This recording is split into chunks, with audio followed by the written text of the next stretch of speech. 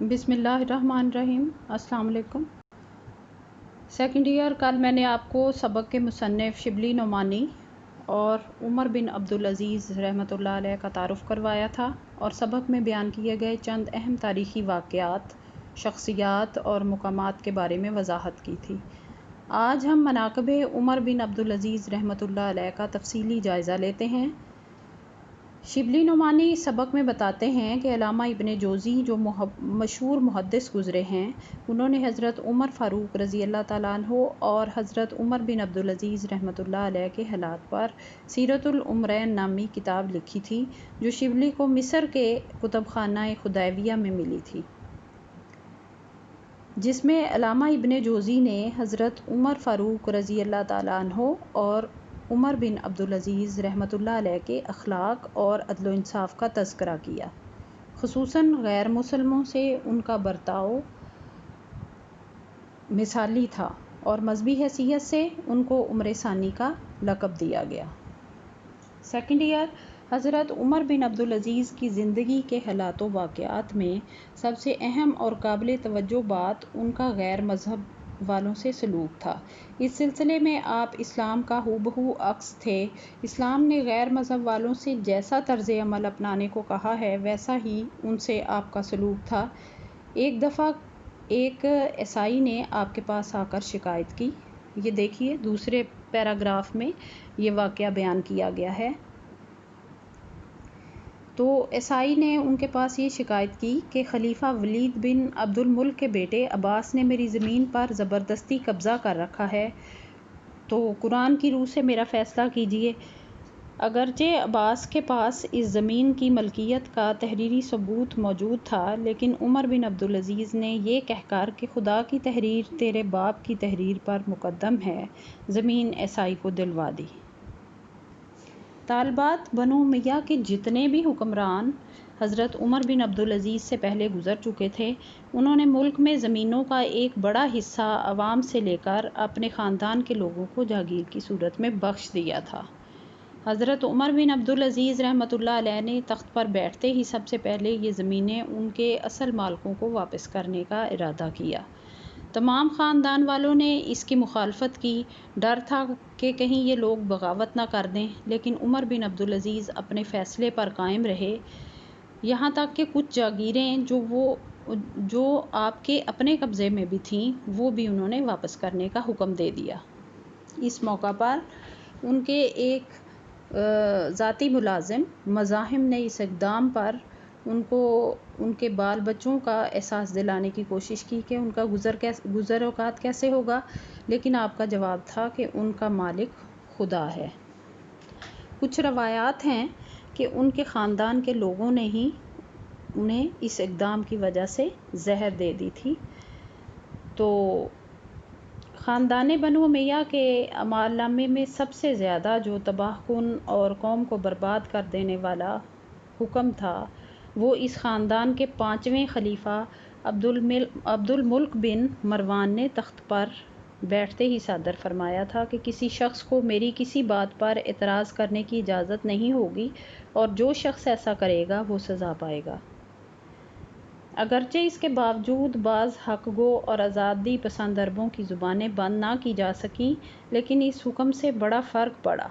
حضرت عمر بن عبدالعزیز رحمۃ اللہ علیہ نے اس برائی کو جڑ سے اکھاڑ دیا، بلکہ انہوں نے 2 نہایت دیانتدار اور راست باز اشخاص کو مقرر کیا کہ عدالت میں جب وہ انصاف کر رہے ہوں تو ان کے پاس موجود رہیں اور غلطی پر فوراً ٹوک دیں، اور ان کے اس طرز عمل سے لوگوں کو اس قدر جرأت ہو گئی تھی کہ وہ نہایت بے باکی سے ان کے قول و فعل پر بے جھجک رائے کا اظہار کر دیا کرتے تھے۔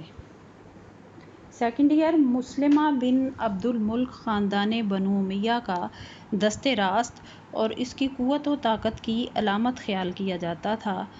اس نے ایک گرجا گھر کے منتظمین کے خلاف دعویٰ دائر کیا۔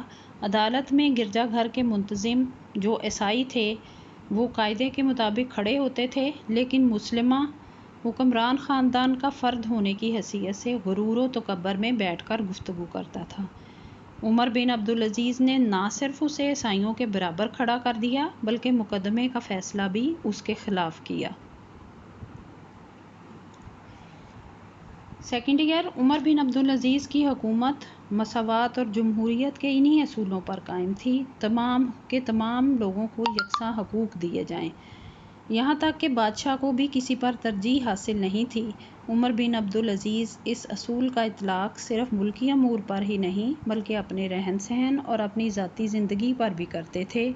وہ خود 1 درہم دے کر اسی لنگر کھانے سے کھانا کھاتے تھے جو کہ عام مسلمانوں کے لیے تھا، اور یہ بھی بیان کیا گیا ہے کہ جب انتقال کا وقت قریب آیا تو مسلمہ بن عبد الملک نے کہا کہ وصیت کر جائیے، تو انہوں نے جواب میں فرمایا کہ میرے پاس ہے ہی کیا جس کی وصیت کروں۔ حالانکہ بنو امیہ کے دوسرے خلفاء کی دولت مندی اور امارت کا یہ حال تھا کہ ہشام بن عبد الملک کے ترکے میں سے اس کے بیٹوں کو نقد رقم جو وراثت میں ملی تھی وہ 1,10,00,000 دینار تھی، لیکن عمر بن عبدالعزیز نے صرف 17 دینار چھوڑے، جن میں سے 7 ان کے کفن دفن پر خرچ ہو گئے اور باقی 10 دینار ان کے ورثاء میں تقسیم کیے گئے۔ اس طرح ان کا عہد خلافت اسلامی نظام حکومت کا اعلیٰ نمونہ تھا۔ سیکنڈ ایئر یہ اس سبق کا تفصیلی جائزہ ہو گیا۔ اب آپ خود بھی اس سبق کی ریڈنگ کریں اور اس کے اہم نکات کو الگ کر کے خلاصہ لکھیں اور کثیر الانتخابی سوالات بھی بنائیں۔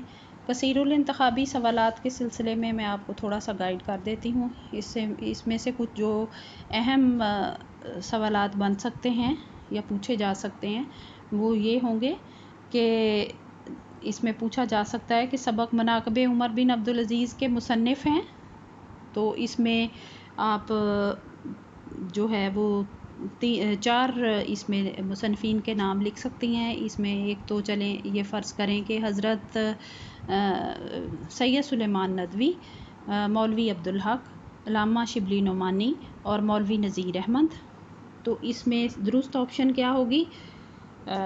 علامہ شبلی نعمانی۔ اس کے بعد جو دوسرا اس سبق میں سے سوال پوچھا جا سکتا ہے وہ یہ کہ مناقب عمر بن عبدالعزیز ماخوذ ہے کس سے؟ مقالات شبلی جلد اول سے، مقالات شبلی جلد دوم سے، اور مقالات شبلی جلد سوم سے، یا مقالات شبلی جلد چہارم سے۔ اس میں سے یہ جو آخری آپشن ہے یعنی مقالات شبلی جلد چہارم، یہ اس کا درست جواب ہوگا۔